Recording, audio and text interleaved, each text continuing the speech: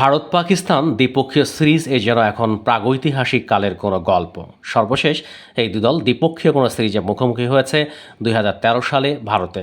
আর ভারতের সর্বশেষ পাকিস্তান সফর তো আরও আগের কথা। 2006 পাকিস্তানের মাটিতে সর্বশেষ দ্বিপক্ষীয় সিরিজ খেলেছে তারা। এছাড়া 2008 সালের এশিয়া কাপ খেলতে পাকিস্তান গিয়েছিল ভারত দল। টেস্ট কিংবা ওয়ানডে একটা সময় মাঠে নিয়মিতই দ্বিপক্ষীয় সিরিজে মুখোমুখি হতো চিরপ্রতিদ্বন্দ্বী দল দুটি। কিন্তু সীমান্ত বিরোধ আর রাজনৈতিক টানাপোড়েনের আঁচ দুই দেশের ক্রিকেট সম্পর্কেও লাগার পর থেকে এমন অচলাবস্থা।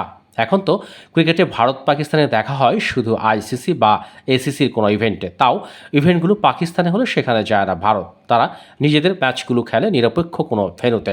সর্বশেষ এশিয়া কাপও সেরকমটাই দেখা গেছে। এটা নিয়ে পাকিস্তানিদের আক্ষেপও এখন পুরনো হয়ে গেছে। অনেকেই বিষয়টি নিয়ে অনেক কথা বলেছেন।